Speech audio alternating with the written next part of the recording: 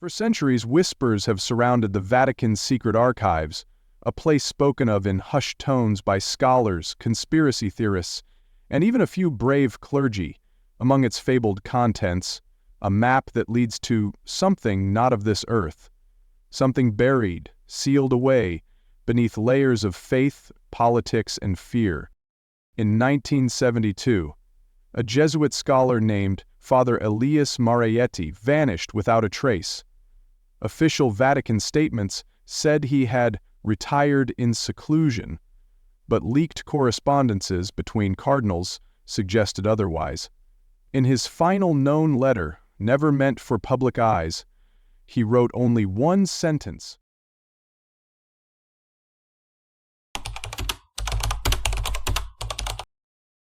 Most buildings in the Vatican are meticulously numbered, but according to old architectural blueprints unearthed by a former Swiss guard decades later, Room 371 appeared to be a sealed sub-level chamber beneath the Apostolic Palace, one without door access, windows, or even ventilation.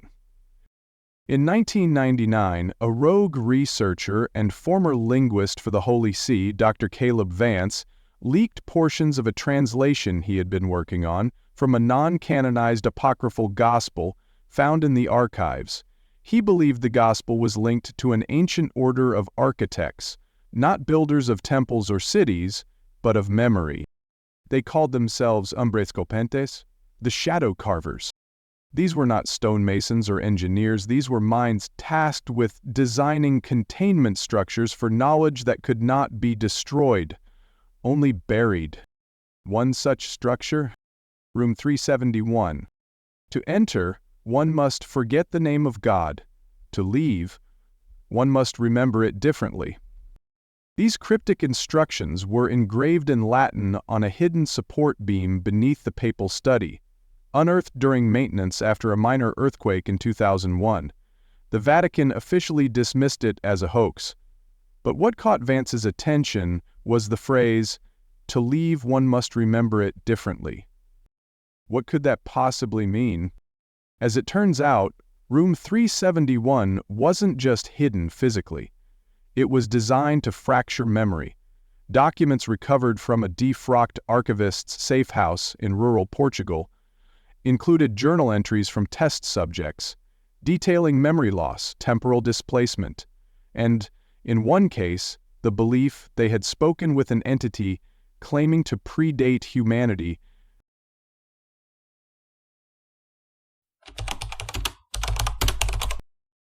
Among those test subjects was a woman named Lucia D'Amico, a theologian and cryptographer. Her notes, scrawled feverishly in mirror writing, reference a voice in the darkness that whispered, "We did not fall, we were buried." She claimed to have seen the sigillum tenebris, the seal of darkness, etched into the chamber's walls, pulsing as if alive. But perhaps most chilling, she spoke of hearing the footsteps of someone walking upside down above her, though the ceiling was smooth, seamless stone. That was the last entry before the pages devolved into incoherent symbols, none matching known languages. But why would the Vatican build such a place? A theory arose, passed among fringe scholars like a cursed relic. Room 371 was not a vault for dangerous texts, it was a prison. A containment zone for something, someone, that was never meant to awaken.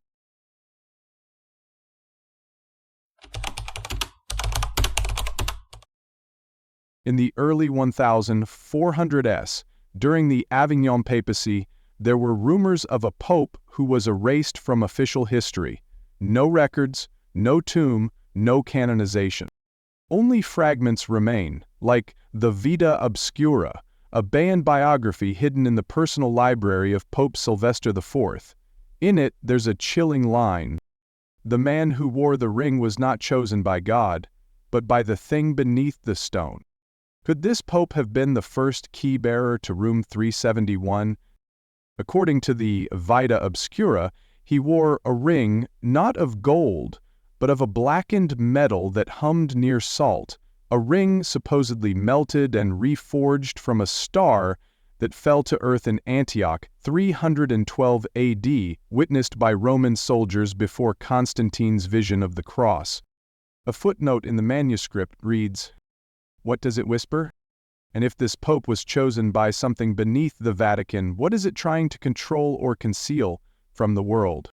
In 2022, an anonymous drone pilot leaked footage of an unmapped sub-basement excavation underneath the Vatican library.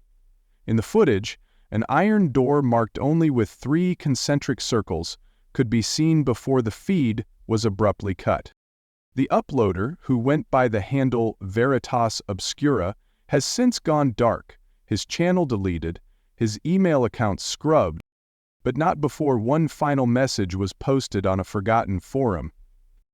"I heard it breathing, and then silence."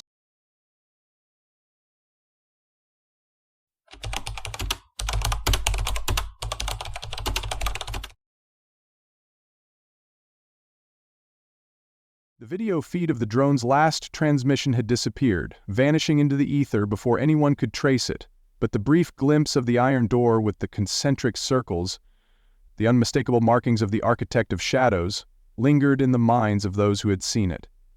There were no other answers, no context, just the image of the door, and then the ominous final words.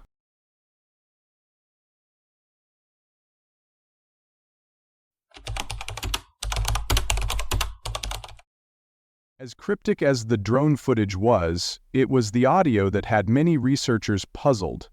In the few seconds before the feed was cut, there was a low, rhythmic hum, like something, or someone, exhaling.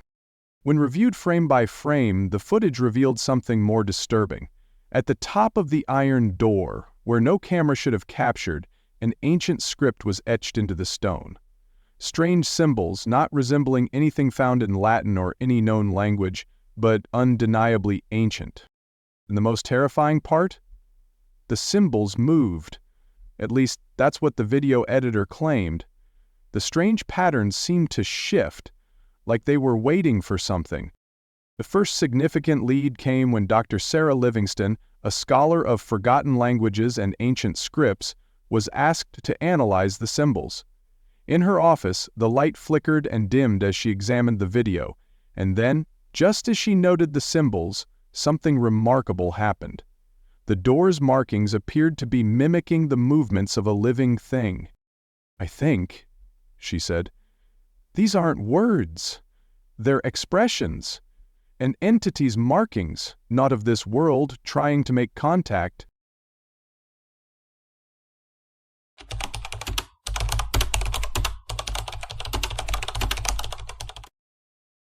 But who was the architect of shadows? What mind could have designed such an elaborate cryptic puzzle, blending ancient symbols, forgotten doors, and messages etched in whispers? The history of the Ombre Sculpentes, the shadow carvers, remained largely speculative. What little was known suggested they were an ancient order of philosophers, scientists, and mystics who existed far before the Vatican's rise to power. They were the hidden minds who secretly influenced decisions throughout history, ensuring that certain truths were sealed away in labyrinthine prisons. In the early 1200s, Pope Innocent III was said to have stumbled upon a piece of their work during his search for the Holy Grail. What he found wasn't a religious artifact, but a manuscript, an instruction manual of sorts, a manual for the designing of secret chambers, designed to imprison something far more powerful than any mortal had ever imagined. According to legends, Innocent III was driven mad by the book's contents, and he gave it to the papal archivists, who in turn locked it away in the deepest vaults beneath the Vatican. The legends didn't stop there. It was said that Pope Innocent's final decree was never officially recorded. Only fragments of it survived, with the last words written in Latin.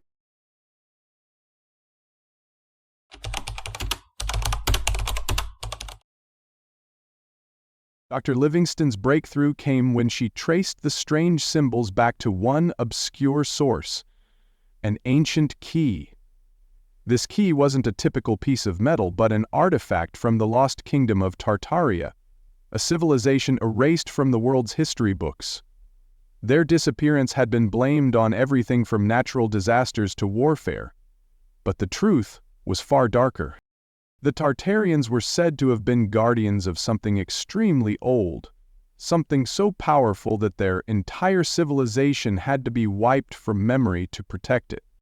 The key, it was said, had been hidden for centuries in a lost tomb until it reappeared in Vatican hands just before the Council of Trent in the 1500 ES. And it wasn't a regular key.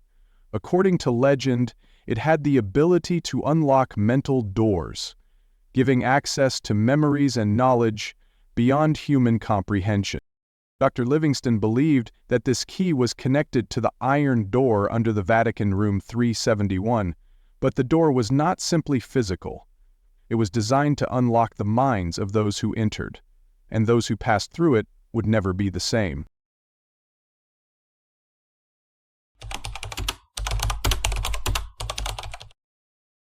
In 2008, during a routine restoration of the Vatican's St. Peter's Basilica, workers uncovered a series of unmarked graves beneath the foundation. One of the graves contained a strange object, a wooden box that had been sealed shut with iron nails. Inside, they found an ancient skull, but not any skull. This one had been altered. Its eyes were hollowed out, and strange symbols had been carved into the cranium. The Vatican dismissed the find as a relic from a forgotten monk, but researchers from the occult underground believe this skull belonged to someone, or something, far older. And the whispers, they say, came from it. The skull was believed to have been bound by ancient shadow architects as part of their ritual to seal away knowledge that could break the minds of any who uncovered it. One curious detail: the skull's eye sockets were empty, but after an exorcism attempt in 2010, a single dark eye appeared within one socket. Was this a natural phenomenon, or was something else awakening?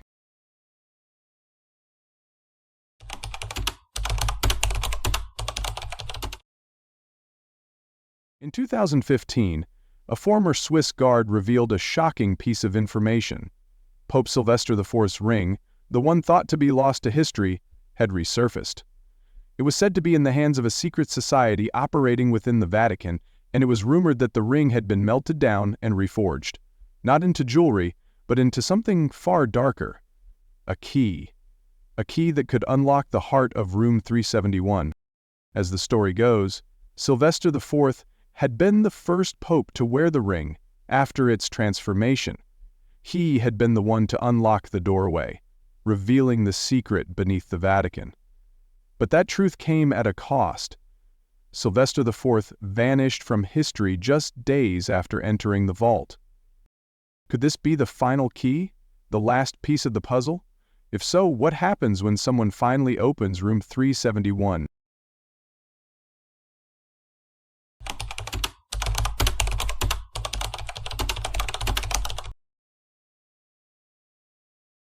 It was late in the fall of 2018 when the news broke. The Pope's ring, the ring thought to be lost, had resurfaced again. Its appearance set off a wave of anxiety and curiosity that rippled through the Vatican. Its presence could mean only one thing: the time to open Room 371 was nearing. The ring was retrieved from a secret meeting in Rome's underground catacombs, passed hand to hand in a silent ritual that few living witnesses could recount. The Swiss guard, sworn to protect the papal lineage, had inexplicably been ordered to stay away. Only a small cadre of Vatican insiders remained involved. As the ring changed hands, rumors started to spread. Those who had seen it up close described it as cold, but not metal. Some claimed it glowed faintly in the dark, casting an unnatural, shadowy hue. The blackened metal of the ring hummed, resonating with a presence that felt ancient.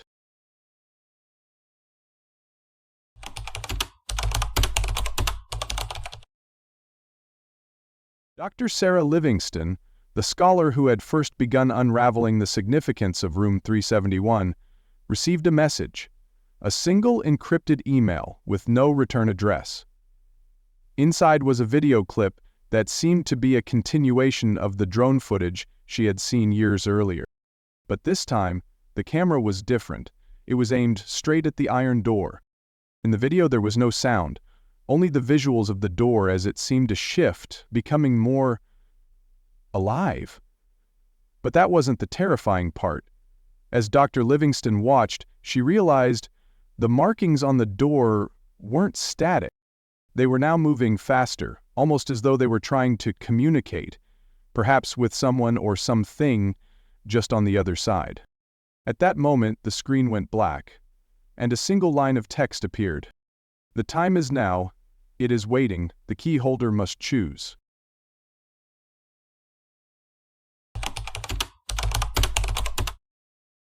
As Dr. Livingston continued her research, she uncovered records of a secret Vatican ritual that had taken place during the papacy of Pope Innocent III.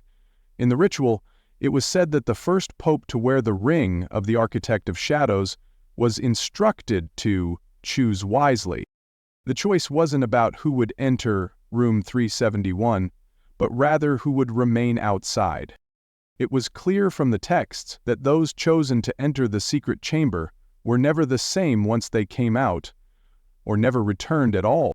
In fact, the first Pope Innocent III was known to have sent out messengers, people who never spoke again after having passed through the sealed door.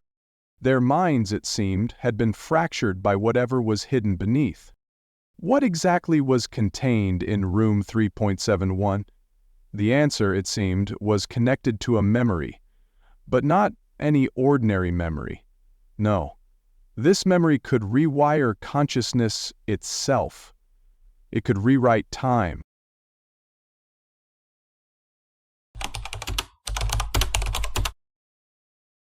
The connection between the ring, the door, and the chamber's true contents was more than just theoretical. Dr. Livingston, against all advice, traveled to Rome to investigate further. There she met with a former cardinal who had been part of the Vatican's inner circle. He shared a chilling confession, one that had haunted him for years. The German light was becoming a dim green hue. All colors were blended with buried beneath the Vatican. I was chosen for the ritual. They said it would help me understand the nature of truth. That truth was buried beneath the Vatican, where all secrets could be revealed. I didn't realize, the cardinal whispered, that the truth they sought wasn't a truth at all. It was something else. It was the architect, an entity that existed before this world. Before Dr. Livingston could press for more details, the cardinal collapsed, his eyes vacant, as if the truth he had seen had stolen his ability to speak.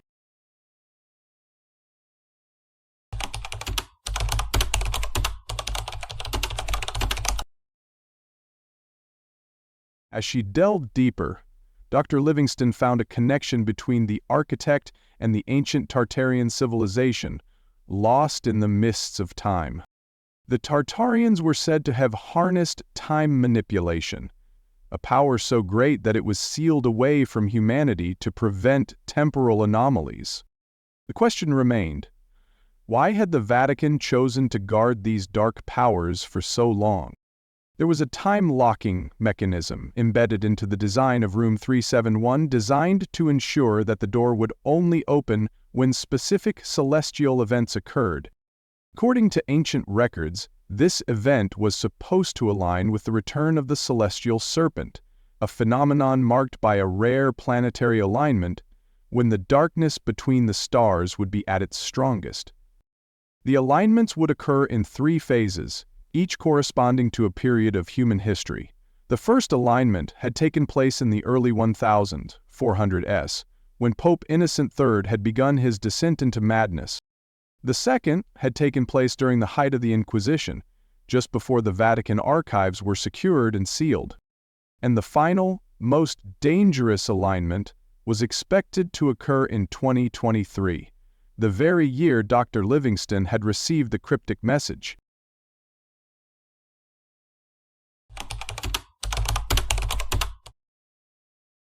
As the celestial alignment approached, a storm of strange occurrences gripped Rome. The city had never been more unsettled. Time itself seemed to twist and warp, with days blending into nights and memories shifting. People started reporting bizarre experiences, dreams of ancient beings watching them, whispering of unimaginable knowledge. Then, on the night of the final alignment, the iron door beneath the Vatican began to hum. It was a sound so low, so haunting, that it reverberated through the very foundations of the city. Dr. Livingston, now fully immersed in the mystery, arrived at the Vatican under cover of darkness. She was there to witness what the Church had fought for centuries to keep hidden. As she approached the entrance to the Vatican's deepest archives, the air grew heavy with tension. The ring of the architect, now believed to be in the hands of a new pope, glowed faintly in her palm. The choice was hers. But as she placed the ring against the iron door, the symbols began to shift violently, as if resisting her very touch. Then, the door creaked open, just slightly. The air shifted as something old and vast stirred beneath the surface.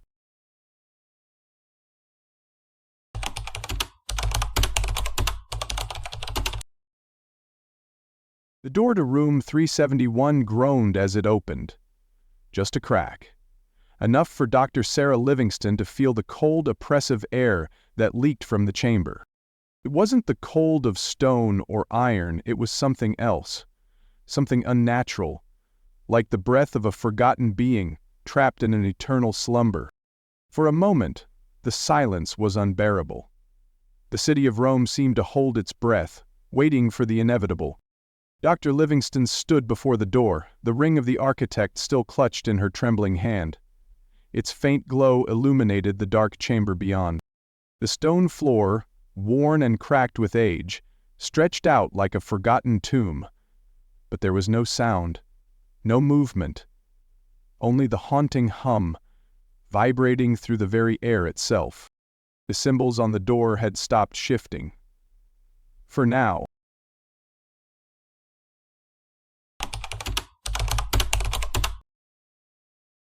What lay beyond the door was not a room at all, at least, not in the traditional sense.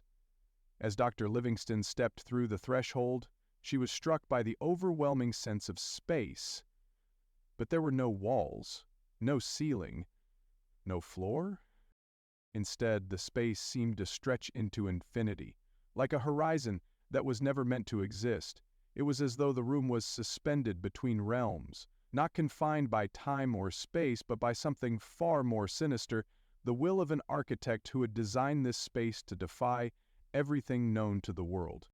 The air felt alive.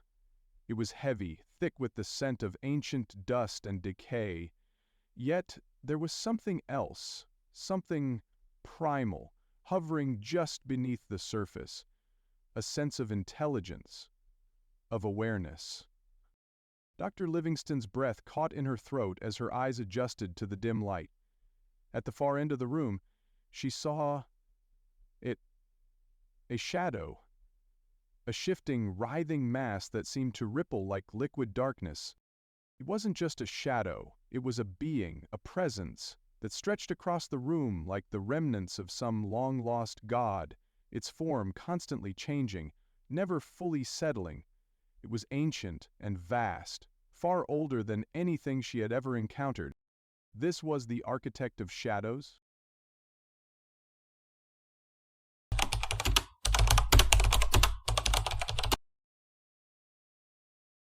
The being seemed to notice Dr. Livingston. Slowly it moved forward, its form blurring like smoke in the air. As it approached, a voice, not heard with ears, but felt deep within the mind, whispered, "You are not the first to seek the truth. Many have come before you, and all have left with broken minds." The voice wasn't human, but it wasn't entirely alien either. It was timeless, as if it spoke from the very beginning of creation, carrying the weight of eons within its syllables. Dr. Livingston didn't respond. She couldn't. The sheer presence of the entity overwhelmed her. It was as though it had known her before she had ever entered this space. She staggered back, her mind racing as the reality of the room began to warp around her. Memories, hers and not hers, began to flood her mind. Visions of long-forgotten times, of ancient civilizations, of celestial bodies falling from the sky, of secrets buried in the void. She saw herself walking through the Vatican archives, the very same corridors she had passed through earlier, but in reverse. She was the one being observed. For a fleeting moment, Dr. Livingston saw herself standing in front of room 371 once more. But this time, she was not alone. There were others standing beside her. Figures in black robes, faces obscured by shadows, their hands stretched out toward the door, as if they had been there for centuries, waiting for her to come. The shadow in front of her began to change, its form shifting again, but this time into something more tangible. A figure. A man, tall and gaunt, wearing the ring of the architect. It was Pope Sylvester IV.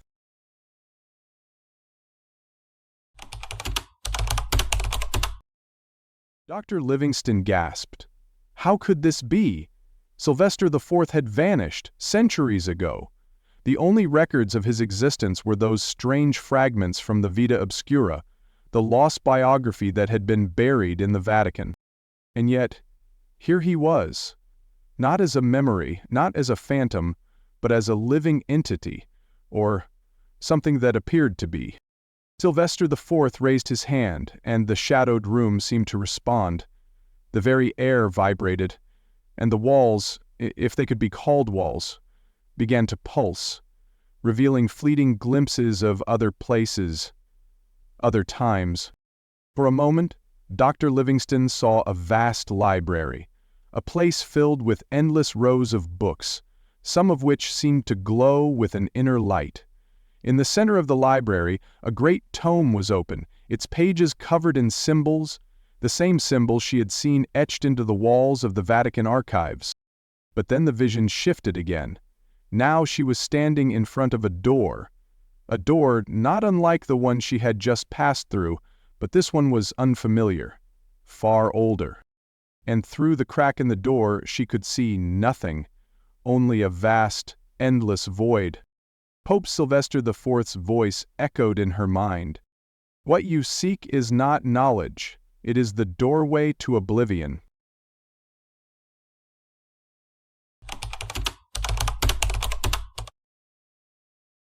The shadow in front of Dr. Livingston reached out toward her, its tendrils of darkness wrapping around her like chains. She tried to move, but it was as if her body refused to obey. The air in the room grew thicker, suffocating, and the very ground beneath her feet began to disintegrate. Her mind screamed for escape, but the words of the architect echoed louder. You are the final key holder. The choice is yours. Will you open the door to the past, or seal away the truth forever? The room began to shake violently, the ground cracked, and as the first fragment of reality began to unravel, Dr. Livingston's vision shifted once more, this time to the future. And in that future, the ring of the architect was worn by someone else. Someone she would not recognize, yet she knew them all the same. The choice was inevitable, but before she could act, a final whisper entered her mind. The architect was never a man, but a vision, one that will reshape time itself. The air grew deafening, the light flickering wildly, and then the door to the void creaked open, revealing the infinite darkness beyond.